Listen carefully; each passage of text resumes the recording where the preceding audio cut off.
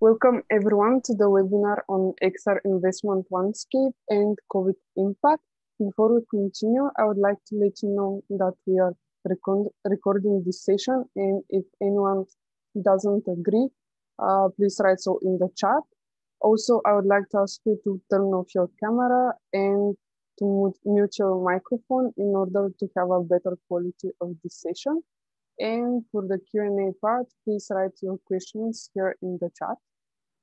XR4ALL is an initiative by the European Commission to strengthen the European XR industry, and the partners behind it are BICOM, UCIDWeb, TechTour, Fraunhofer Institute, and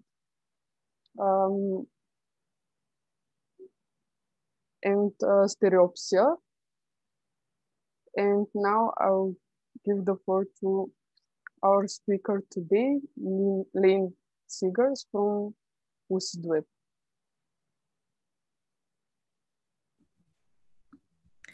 Hi, everyone. Good afternoon, and thank you as well for the invitation to have the opportunity to discuss about investments in VR and AR in Europe. Just let me share my screen.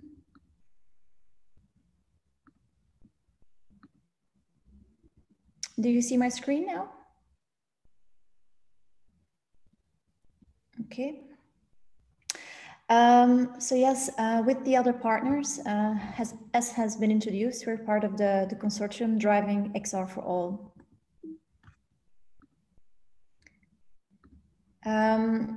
Some of you might know me already, but just FYI, so I'm part of XR4ALL, but I'm also a founder of LucidWeb, and I'm also the co-founder of Women in Immersive Tech. So first of all, Women in Immersive Tech, for the women in the audience today, I would definitely recommend to sign up. It's a nonprofit based in Brussels, an initiative I started back in 2016 already. And now the Facebook group accounts more than 2,000 members. I just took a screenshot just before this call, just highlighting that yes, we have a quite active base of around 700 women who are really engaging on a daily basis to help each other in different areas. It could be technology, but also on the creative side. It's one of the beauty.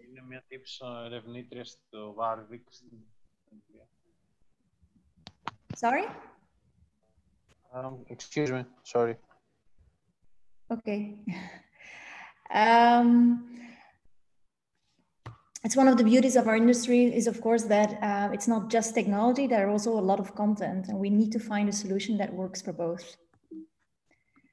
So a little bit about LucidWeb, but just FYI, with the company, we're based in Brussels, really looking at pioneering in browser-based technology.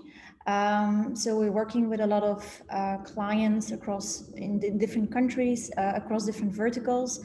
And yes, what we're trying to provide is a very accessible, democratized tool for content distribution. But today I'm going to present the research that we have done for XR4ALL almost a year ago, where we really looked at how the industry of VR and AR has progressed in terms of investments. So again, if you're not part of XR4ALL yet, there's a website with a lot of tools. And I think the most important announcement that I could make today is that if you didn't really sign up or apply for the open call yet, then I would really urge you to do so today, as it's the last one that we're running. And I believe the cutoff date is in 1 week. Nevertheless, I think there's still time enough to apply. So the XR4ALL project, just FYI, it ends next year, August, and this is the last open call date. Also, maybe just for housekeeping, the presentation that I'm going to present for 70% is available on XR4ALL website already. In the end, I've added some slides, of course, highlighting a bit the investment landscape after COVID, or in the period that we are today. But yes, this presentation is definitely already mostly available on the website. So as a start, high-level summary, these were the funding takeaways if you compare 2017 with 2018. So the research spanned until the first half of 2019. And then you can, of course, see a couple of things that are really prominent in Europe. For example, the countries where most of the deals happened, it's on the right side. So most of the deals happening between 2015 and 2019 happened in United Kingdom, Sweden, and then third place France, then Germany and Spain. And top categories by number of deals in the same time period. So the most popular vertical for a European VR and AR at that point in time was 3D tools, followed by games, entertainment, enterprise, healthcare, and agency. A lot of the numbers that I will present today are a little bit tweaked or impacted by the fact that in the period of analysis, there was a relatively high funding round by Improbable, UK-based company focused on cloud-based computing for mostly for games and including VR. So they raised in one round 500 million. So that, of course, impacted a lot of what I'm going to present today.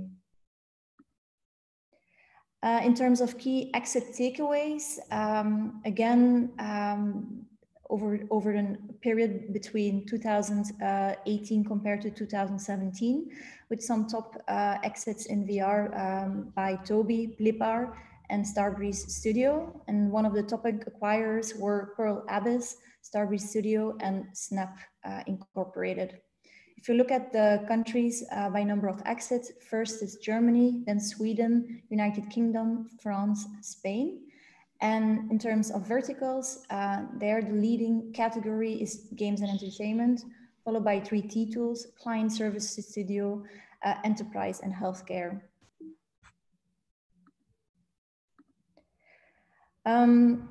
Maybe also important to highlight is that we mostly worked with data provided by the company Dealroom, and then we have enriched that data with, of course, data that was already available before. So back in 2017 with LucidWeb, we collaborated with the VR Fund.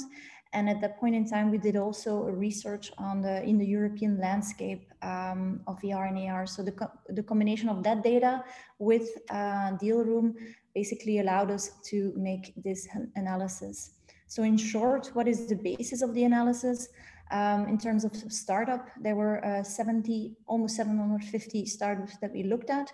And then as well, 450 investors' activities. Again, in terms of just looking at the data, not in terms of funding or not in terms of activity, in terms of closed deals, the study included 748 startups. And then the country with the most, you see, of course, the concentration with the most companies that are part of this study is the UK, and in the second place, for example, Germany. Again, just in terms of data, the highest number of startups that are part of the analysis are in 3D tools, followed by enterprise, games, entertainment, and then agency. Again, just based on the data available, the majority of the startups that we identified were definitely B2B. If we then really look at an analysis of these funding rounds, then we see that for Europe, and it's not only for VR and AR, I think it's across industries in Europe at this stage, is that the majority of funding rounds happening is at seed stage. So important, of course, when you talk about seed stage is what is seed stage? If you look at the different data portals like Crunchbase, they might have a different definition. So for Data Room, seed stage is basically a deal between 0 and 2 million. And also very important, the deal needs to happen within 2 years after the foundation. So that's very clear for Europe. In a second place, we have with 16.71% grants, which can be a government grant, an incubator grant, or a university grant. And then the third most popular size of funding is early VC. And early VC is identified as a round type that is not mentioned, or the amount is between 2 and 20 million. So quite big differences. But again, this is not specifically only for VR and AR. I think it's across industries in Europe the case today. If we look at the type of investors for Europe, then we see that from the data, and again, a lot of startups, even if I'm looking at LucidWeb, we didn't really make it public, the type of rounds that we have closed in the past. So of course, all of this is based upon what is publicly available. So if you look at what publicly available is, then the biggest investor for Europe is the Horizon 2020 SME instrument, followed by Eurostar's SME program. FIWARE is actually also a program of the Euro Commission that is really focused on their cloud solution. And then only on in the fourth place, we have Sisu Game Ventures from Finland. If you look at where are these startups based in terms of funding, so not just in terms of where the analysis took place, but really where are the startups based who are most successful in raising funds, then again, we have on the first place, United Kingdom, followed by Sweden, France, Germany, Finland, and Italy. If we're going to compare the vertical within XR, the funding, so the total amount of funding, and then also the activity, so the number of financing rounds in that specific vertical, you can make an interesting analysis. So here you see that, for example, for 3D tools, the total amount of funding and the activity in that specific vertical is completely in line. You have a lot of funding and you have a lot of funding rounds. On the other hand, if you look at, for example, enterprise, according to the data, the number of transactions is 25, so relatively high, but the amount of funding that is actually disclosed and known is super low. So that is, I think, also quite interesting to see is how specific verticals are maybe as well less inclined to make the amount of funding public related to their specific platform. So you see that here in terms of total amount of funding, it's definitely 3D tools, games, internet, and user input. Again, here a very important factor is the round of improbable. So here you see this coming back. If you look at just the startups that have been super successful in raising relatively big amounts for European standards, it's improbable. MindMaze, it's a Swiss user input startup. Ultra Haptics, I do believe they changed names now. Yeah, maybe someone knows the name of Ultra Haptics today. Vario, Labster, the Future Group, EVR Holding, that's the group behind Melody VR, Cubic Motion, Habiteo, and Attensi. So, of course, this is the funding that was confirmed by September 2019. I'm sure if I would do an update of this slide, it would look completely different. I'm 100% convinced that Vario raised in the meantime, Labster as well, EVR too, because I think the total amount for Melody VR is about 60 million to date.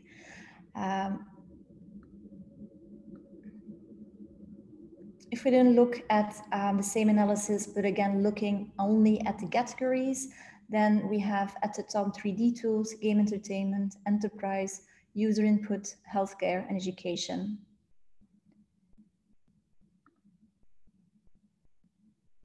In terms of average valuation, it's a bit in line with, of course, with the amount of fundings that they have raised. So first of all, Improbable, MindMaze, Vizard, Ultra Haptics, and Vario.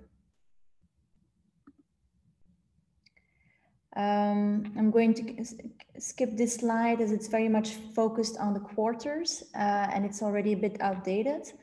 Again, based upon when did the largest financing round take place. So the big one that I mentioned before took place in the second quarter of 2017 by Improbable. So you see that yeah, of course, this research needs an update, and then we could definitely include some more recent rounds to the analysis. I'm going to skip these. So this is all, again, available on the website. It's a bit more focused, these slides are a bit more focused on specific verticals. For example, here, the slides specify for hardware the different rounds of funding to come to the amount that they have today. So I think it's interesting if you want to really have like a much more detailed view of each of the companies over the years. And then also we added some slides that give a bit of a more like a snapshot of the different companies raising the most funding in Europe. So a couple of times I already mentioned them, but Improbable, you also have an insight on who are the investors, the type of employees, where they're based, etc. Same goes for MindMaze. Maybe important to note is that Leonardo DiCaprio at some point also joined the board of Advise. This is because MindMaze is really focused on, has been traditionally very much focused on healthcare, but at some point they wanted to use this IP that they're building to as well optimize media and entertainment formats. So I think at that point it was announced as well that he would join the board. Ultra Haptics is a spin-off of a university in Bristol, but has been very successful since. Vario, I think if there's one hardware company that everyone knows that is based in Europe, it's Vario. They're based in Finland. The devices are quite cutting edge, but also not super accessible. So I don't know the price today of the device, but it's definitely not a consumer device. It's definitely focused on enterprise use cases where they try to make sure that the resolution is super high in the headset as compared to the more accessible and democratized standalone devices. Cubic Motion from Manchester, mostly focusing on games and entertainment. And then the same analysis for the exits that has happened in the European VR and AR industry. Again, these are all available on the website. In terms of of the countries who are acquiring or the investors who are acquiring European startups, then we see that Europe is still very much interesting for the United States, Sweden, Germany, and then United Kingdom. And then Denmark, Finland, France, Ireland, and South Korea. So, but I think, yes, it's very clear from the quite limited data set that we have that, yes, definitely United States is interested. Again, in terms of exit value, the biggest in terms of volume was CCP Games. And then in a second place, Tobii, but they went for a public IPO. Blippar was also acquired. They're not in the list because it was a bit of a strange story. Today, of course, the company is completely turned things around, but originally they went bankrupt, and then Candy Capital basically acquired them. And I do believe that the founders were able to buy back their shares, and now the company has basically relaunched. But it was a bit of a strange story, all happening in the end of 2018. Also going to go through this. Yes, maybe obvious engineering, also an important one. This happened in June 2016 when they were acquired by Snap. So definitely an interesting acquisition there that definitely accelerated the offering in AR for Snapchat. As for COVID and the impact of the global pandemic on what's happening in Europe in terms of VR and AR, I think people in the industry know some of the answers already, but just as a little bit of an overview, what I have noticed looking at news coming from how is VR and AR impacting, how is the pandemic impacting VR and AR, not just in Europe, but just internationally. I think recently there was an article on BBC News about how coronavirus potentially will make virtual reality take off in the tourism industry. Another one I think is regularly referenced is how AR and retail will have a huge acceleration because of the fact that people are basically not able to go to a shop, but are now basically more intrigued or more open to understand how a specific object that they want to buy, how it looks in their own interior. Or you have, of course, the example of L'Oreal working with Modiface, where you, for example, can apply some makeup just by sitting in front of your computer screen or using your phone, and then of course go to the next step, buying. So AR definitely, and retail, there's definitely a lot of positive optimism in the market related to the huge impact it will have. But of course, there are industries in VR that were hit really, really hard. And I think the biggest one is definitely by far location-based VR. For people who don't know what location-based VR is, I think the biggest identifier for VR, location-based VR, is that you had to physically go to a space, move to a space, and there, in a controlled environment, an HTC was set up, an Oculus Rift was set up, or any other high-end VR device that really enabled you on that specific location to have the best possible VR experience ever. So it's a controlled environment where, of course, different people are in the same space, sharing the same headsets. Of course, travel is not possible, but also on a level of hygiene and sharing devices, I think it's just a nightmare for them to basically shift their proposition to a COVID-free solution. So I think it's unfortunately a consequence of what is happening, that these businesses had to close their doors, or even already went bankrupt. So yes, I think that is a sad evolution for that specific segment. Then again, I also did notice a couple of companies who did understand that they do have a lot of technology IP already available, and they shifted it to a cloud-based or more a platform solution. So not all of them weren't able to pivot. I also saw a couple of companies that were successfully pivoting to a platform for enterprise, for example, or training and education. Another, I think, huge acceleration that happened while we're all in lockdown is, yes, telepresence in VR, collaboration tools in VR and AR. I think the first event that happened already in April was Laval Virtual. And already then they made a very courageous decision in a very last minute instance to shift their conference to online. It was via the platform Virbela. And last week, I'm not sure if you all followed the social media of XR4ALL, we hosted the largest virtual booth at VR Days.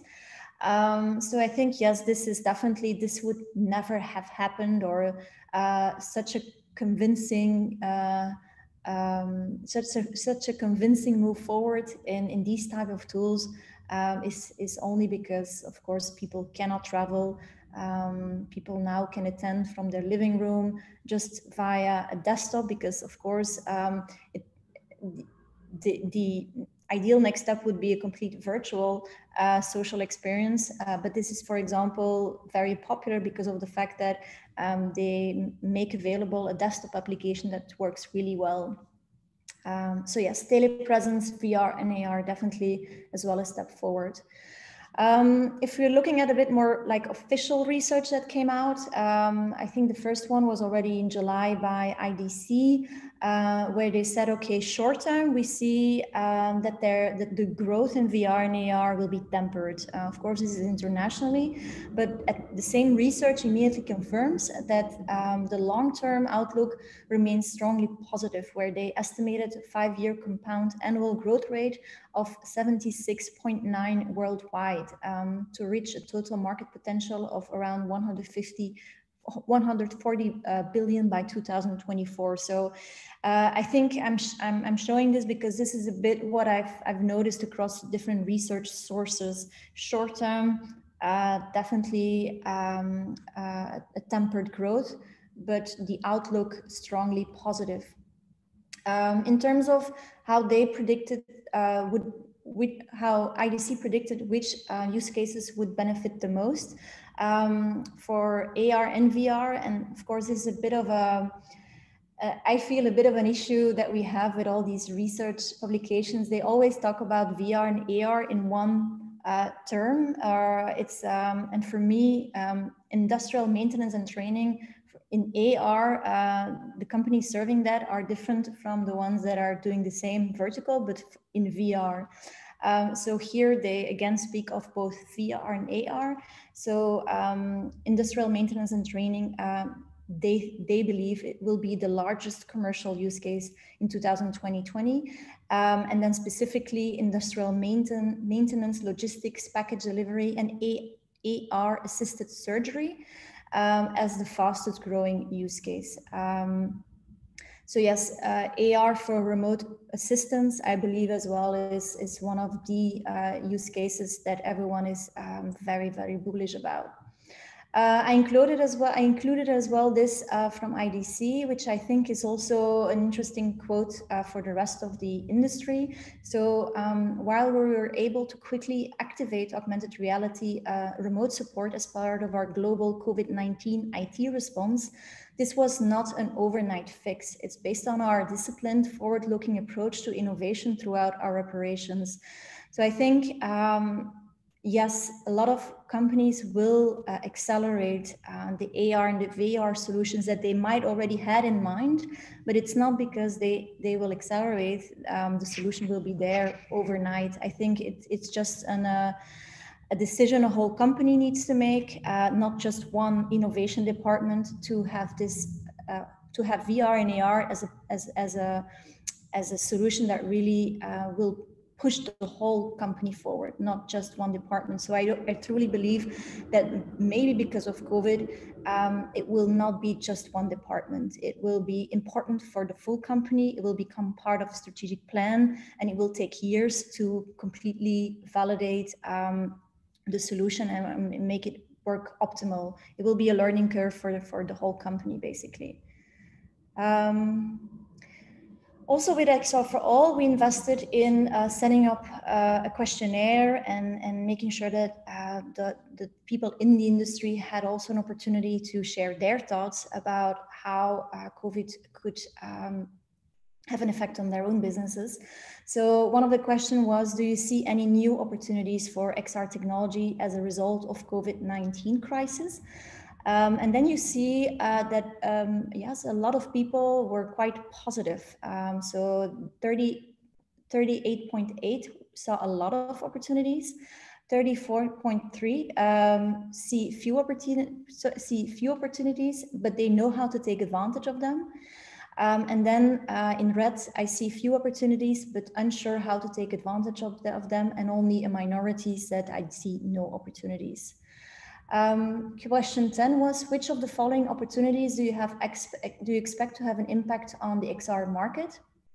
So 70% confirmed they see a flourishing interest in XR technologies.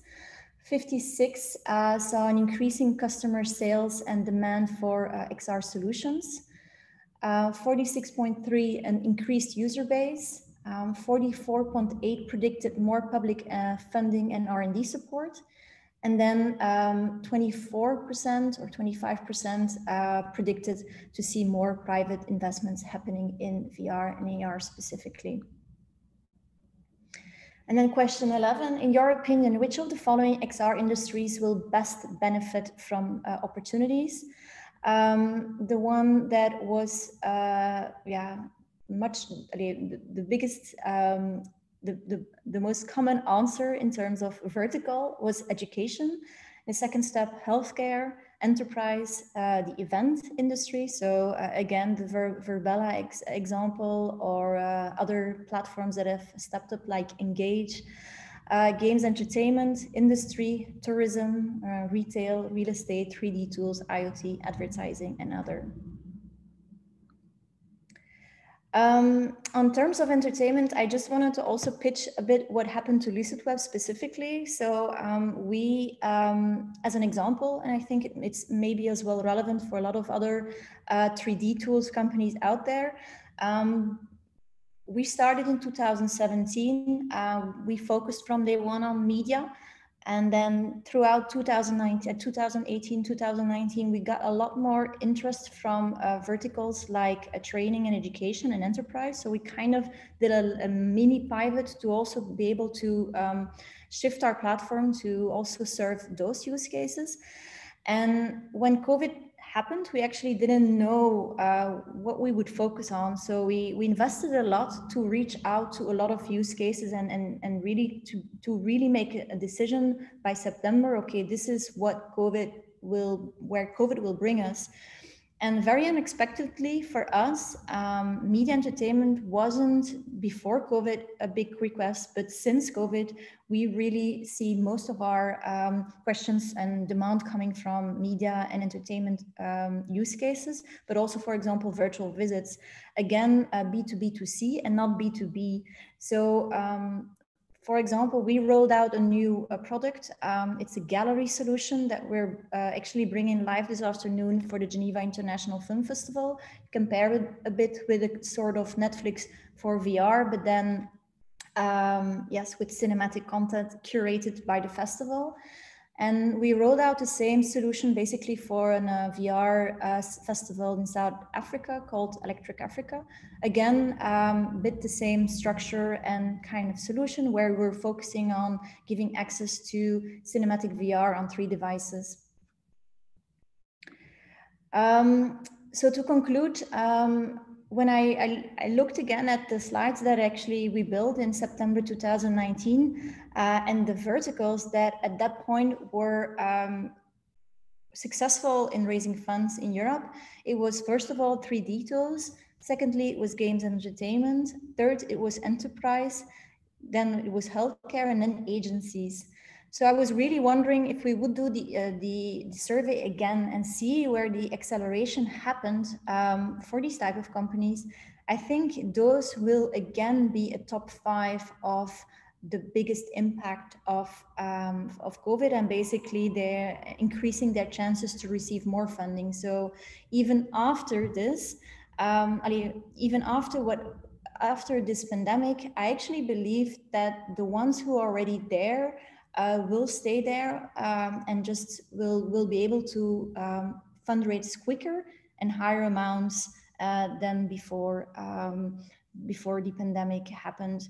Of course, again, location-based VR, it wasn't really one of the most biggest verticals for Europe anyway before, but yes, I think that vertical, like I mentioned, either they went in administration or they should have pivoted to more like a cloud-based solution or a platform approach. So yes, I think that's it for me today. So I'm definitely open to understand if there are any questions or comments related to the research for XR4ALL and maybe a bit my personal thoughts on how the industry has evolved. Of course, ideally, I had many more tools to much more data, basically, to prove my thoughts. But I think definitely in terms of investments, if investments happened, it would have been the last couple of months. So it would take us a bit more time, potentially next year, the second half of next year, to understand where these investments happened and also make an analysis of the data that becomes available by then. Thank you for the presentation. Now it's time for the Q&A part. Dear participants, write your questions here in the chat and I will read them out to Lane and she will answer them. We already have few questions. The first one is from Felipe Bornstein. Do you have a comparison with investments done in Northern America and Asia?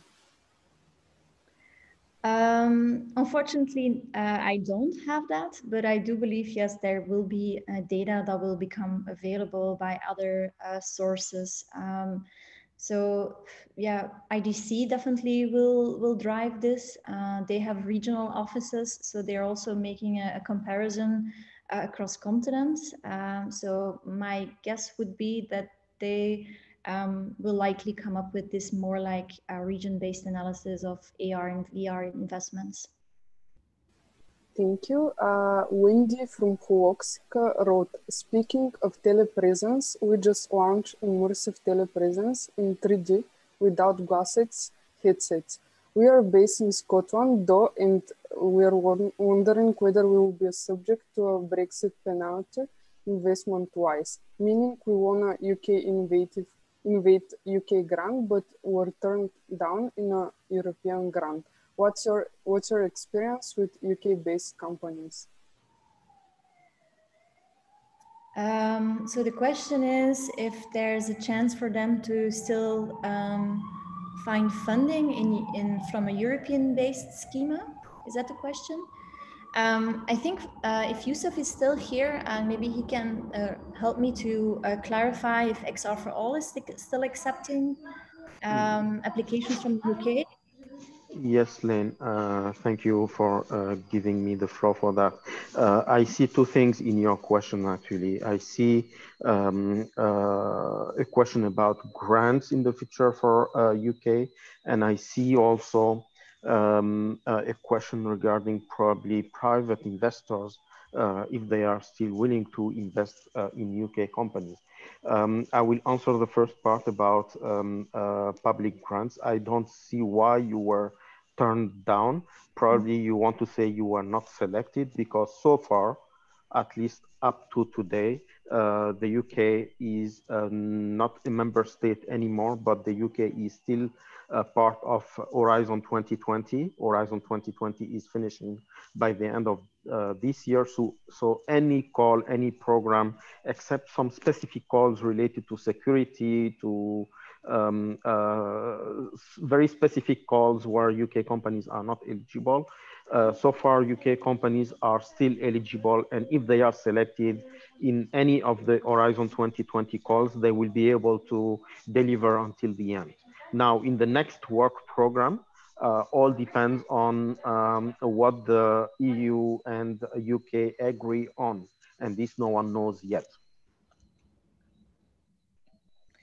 But just FYI, I'm quite intrigued by the description of your service and immersive telepresence in 3D without glasses and headsets. So I'm definitely going to check that link later to see what it's all about. Thank you. The next question is from Gada. Do you have investments in Asia? Again, yes, we focused really on Europe.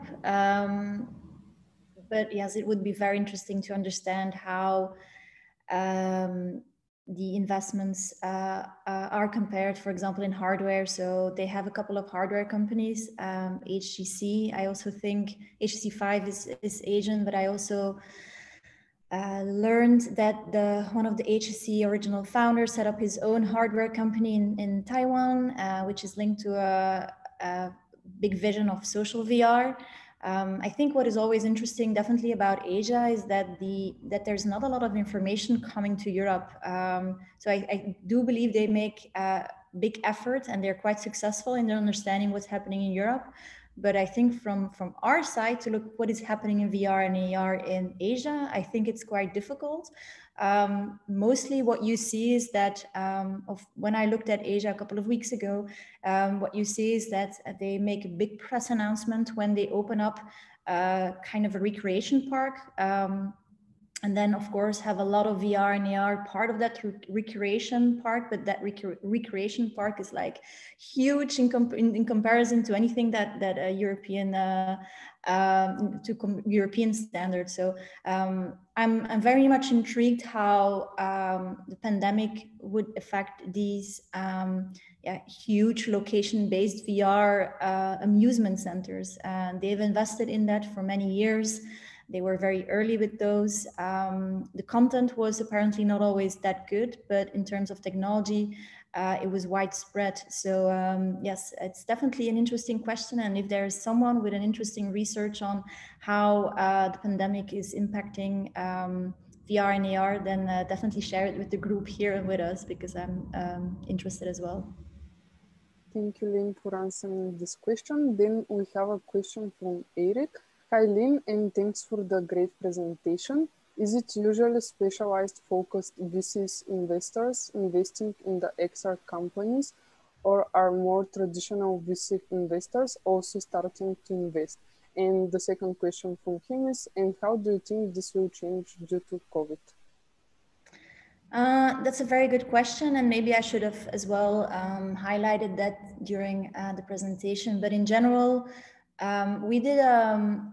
we interviewed as part of XR4ALL and as part of the preliminary research for this study, we interviewed a lot of investors who had invested in VR and AR in Europe. And what for us was really definitely the most common situation is that the investor wasn't really like an expert in VR and AR. They were mostly an expert, for example, in healthcare. In healthcare, there was a certain need, and almost by accident, it was VR or AR finding a solution, of coming up with a solution for that problem. So in many cases, VR and AR was just an ingredient of the technology that was bringing a solution for a certain big need in a certain industry. So no, so I think the only one who you could consider as a bit more specialized is because definitely for Europe, definitely for the Nordics, for example, as well, Iceland, those regions were already having a high concentration of a lot of investors that were focused on gaming. And of course, initially, VR was the next step for gaming. So these investors that were doing 2D games, basically, or doing 3D games in a 2D screen, then of course, we're looking at what's the next step. So they then, of course, continued their expertise with focusing on gaming startups who also as well had a VR game in their portfolio, which could then, of course, seem like that they are really like a niche investor, but it's actually more like a consequence of the fact that Europe was is well known because of popular games, and also investors, of course, looked at that for a long time, and a lot of funding was raised in these regions because of their game-specific focus. And how do you think this will change due to COVID? I think, like I mentioned, I think VR and AR will remain a certain ingredient to a solution. So I think more general investors, healthcare, education, collaboration will look at VR and AR. So definitely not niche investors.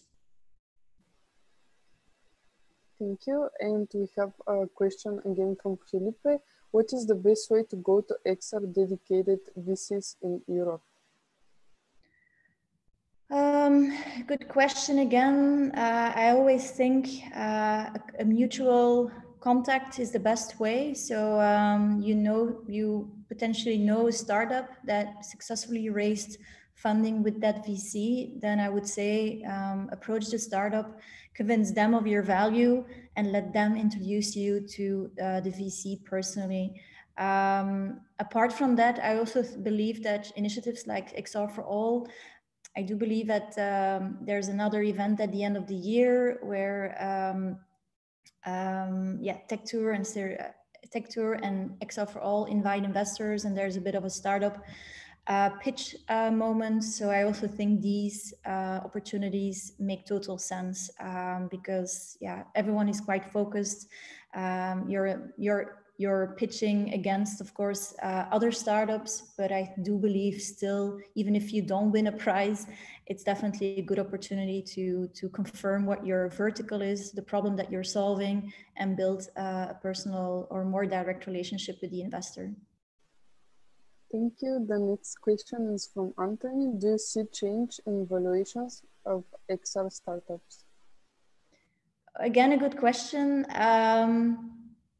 My intuition would say that this definitely, this pandemic will definitely, of course, for the startups who find themselves in an acceleration, I do believe that the valuations will be higher. And of course, again, valuations, there are different ways to define the value of a company, but it's today definitely still linked, and also in VR and AR to the potential revenue that you can bring. So revenues, and then as well the reach. So I think 2 years ago, it was more difficult to say. There was a way to validate the fact that the reach of VR is increasing. Today, we can say that. Oculus Quest came on the market on October 13. It's already been confirmed that they sold 5 times the number of devices they've sold compared to the Oculus Quest 1. So the reach is 5 times for me. Of course, not all these devices are working in an enterprise context. But if you're a startup like us, now focusing on media entertainment, where it's important to understand what is the B2B2C market, you can say yes, 5 times people. There's a chance that 5 times the people that that the reaches can be 5 times as high. So that is really a very important KPI for an investor to know. So if you can back up with some data related to how this also translates into the number of games being played. I think Rec Room confirmed that because of Quest 2, they have the highest number of simultaneous players. So there's a lot of more data points that you can bring into the conversation with an investor and say, look, this is what happened. These are actual numbers. This is actually happening. So yes, this can definitely help to bump the valuation of a company. Thank you. Dear participants, we have time for 2 to 3 more questions. If anyone would like to ask them, please write in the chat.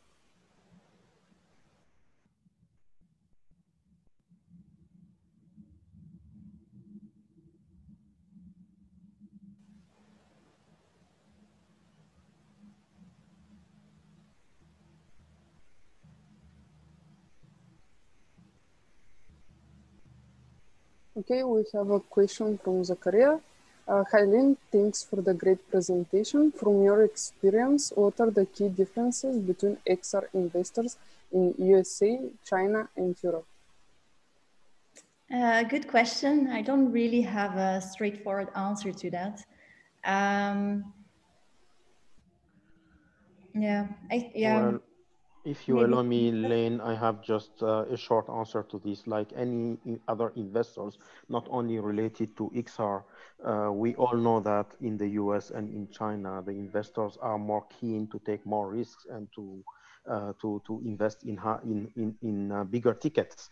And I think it is almost the same here. So it's not an exception. And the investors on the other side of the world are looking into those opportunities. They are looking how they can make use of the technologies which are developed, and they very often offer higher tickets and take more risks than investors in Europe. Thank you, Yusuf and Lynn. We have one more question from Anthony again. We are looking to raise Series A in Q1 2021. The question we hear every time is how much MRR do you have? What the level you think the minimum to be viable? Every investor will definitely have a different answer to this. So of course, MRR is the first question. They want to know how independent you are, how much your product is scalable and it's already like generating money. But I've also learned from investors that is an important indicator, and it of course ideally needs to grow. But yeah, there are exceptions that they also step in at an earlier stage. What I've heard, and that's really for a seed stage, it's there definitely needs to be an MRR of 10,000. But then maybe for Series A, it's 1 million. So it's 1 million in total per year. So it really depends from investor to investors, and I also truly believe there are definitely exceptions. They want to see, of course, growing revenues, being completely independent to be able to survive, but also they definitely look at the team. How is the team built? How long are the key employees already there? What's the vision for the next 8 to 12 months? So yes, MRR is an important one to get your foot in the door, but it's definitely not the final one. So I would definitely urge to keep the conversation open and try to build other arguments into the pitch. Thank you. We have time for one more question.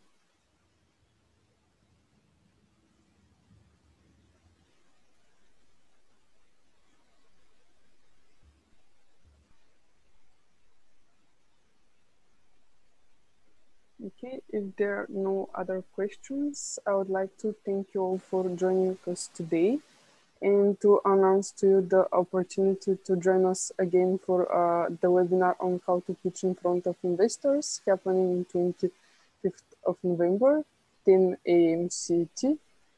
Thank you, Lane, again for the presentation, and thank you all for your questions and participation.